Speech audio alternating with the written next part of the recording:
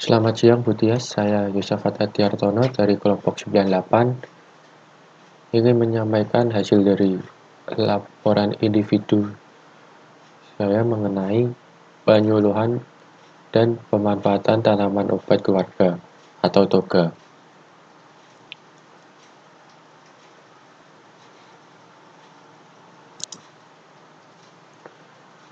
Apakah toga itu?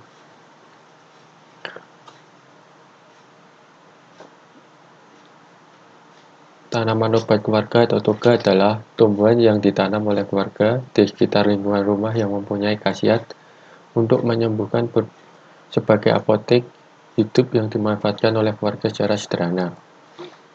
Tujuan toga itu yang pertama sebagai tanaman obat keluarga, yang kedua sebagai penanggulangan pertama pengobatan suatu penyakit, yang ketiga membantu masyarakat dalam peningkatan derajat kesehatan secara sederhana, dan yang keempat sebagai sistem pengobatan yang murah dan aman untuk mempercepat penyembuhan penyakit.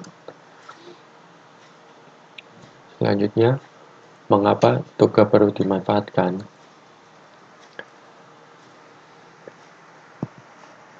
Karena pada umumnya toga tersebut relatif lebih murah.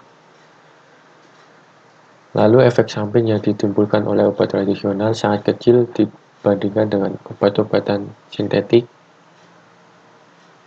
Selanjutnya, kandungan unsur kimia yang terkandung di dalam obat tradisional sebenarnya telah menjadi dasar pengobatan kedokteran modern. Jenis-jenis tanaman obat keluarga. Yang pertama itu kemangi, atau nama Inggrisnya Holy Basil. Daun kemangi sudah bisa dipanen pada usia kurang lebih 25 hari sejak ditanam. Setelah itu, tanaman ini bisa dipanen lagi daunnya. Jika sudah berusia 2 bulan, kemangi tidak bagus lagi untuk dipanen karena telah tua dan keras. Pemanfaatan kemangi bagi kesehatan. Yang pertama itu untuk menghilangkan bau mulut. Caranya, ambil daun kemangi, lalu bersihkan, dan kemudian seduh dengan air panas. Kemudian minum air tersebut setiap pagi sebelum beraktivitas. Yang kedua, untuk mengobati sariawan. Caranya, ambil daun kemangi kira-kira 50 helai. Setelah itu cuci hingga bersih. Selanjutnya, kunyah daun tersebut selama 2 hingga 3 menit.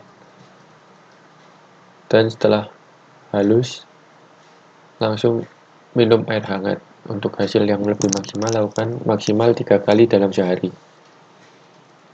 Yang ketiga, untuk mengobati panu. Caranya, ambil segenggam daun kemangi dan cuci hingga bersih. Setelah itu haluskan. Beri sedikit air campuran kapur sirih dan selanjutnya balurkan pada bagian kulit yang terserang panu. Sebaiknya dilakukan dalam 2 kali dalam sehari. Yang kedua itu bawang putih.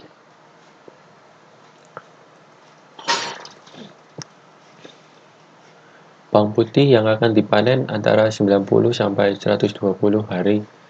Ini memiliki ciri yaitu 50% daunnya telah menguning atau kering dan tangkai batang yang keras. Pemanfaatan bawang putih untuk kesehatan. Yang pertama, untuk mengatasi darah tinggi. Caranya, 3 siung bawang putih dikupas dan dicuci. Setelah itu ditumbuk, diperas dengan air secukupnya. Lalu minum airnya dan lakukan 3 kali sehari. Yang kedua, untuk diare. Untuk diare, makan 1 siung bawang putih bersama daun seledri. Hal tersebut cocok dilakukan sehari 2 kali, pagi dan sore. Yang ketiga, untuk meningkatkan stamina. Caranya, 5 buah bawang putih kita kukus, dan setelah itu di blender dengan air hangat. Lalu kita minum selagi masih hangat.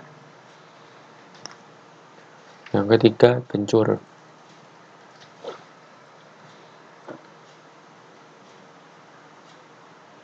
Untuk tujuan pengobatan,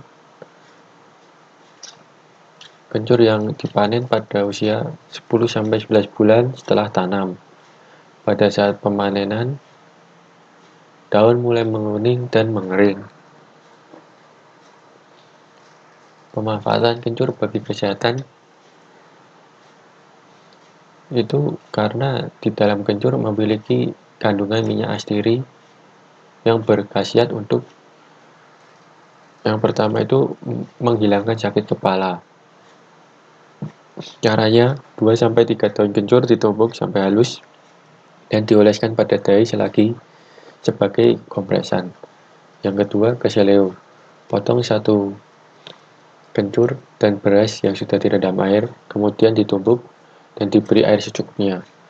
Kemudian dioleskan dan digosokkan pada bagian yang keseleo. Yang ketiga, sebagai radang lambung. Caranya,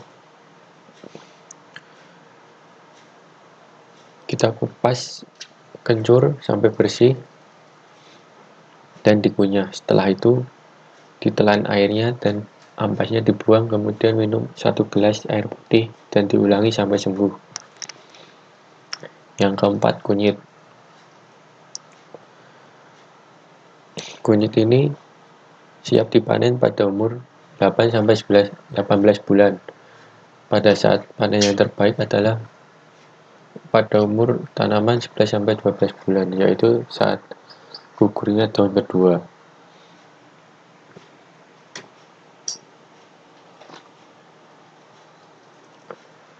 Pemanfaatan kunyit bagi kesehatan. Yang pertama, untuk mengatasi diabetes mellitus tipe 1. Kemampuan ini disebabkan karena kurkumin pada kunyit yang dapat menjaga kesehatan fungsi sel beta dan menaikkan kadar adiponektin sebagai anti peradangan serta penstimulus sekresi insulin. Cara pengolahannya, kita siapkan 3 kunyit serta setengah sendok teh garam, lalu masukkan bahan tersebut dengan 1 liter air dan rebus hingga mendidih. Setelah itu saring rebusan dan minum 2 kali seminggu. Disarankan untuk minum sebanyak setengah gelas. Yang kedua, untuk mengobati sakit perut saat haid. Caranya, siapkan 1 kunyit kira-kira 4 cm dan kencur dan juga jahe. Kemudian cuci dan parut semua bahan tersebut dan tambahkan perasan erit jeruk. Seduh parutan tadi dengan air panas dan minum pada malam hari pertama saat haid. Yang kelima, lidah buaya. Lidah buaya ini merupakan jenis tumbuhan yang dikenal sejak beberapa ribu tahun yang lalu dan dipakai sebagai obat penyubur rambut, penyembuh luka, dan juga sebagai perawatan kulit. Lidah buaya juga memiliki nama latin yaitu aloe vera.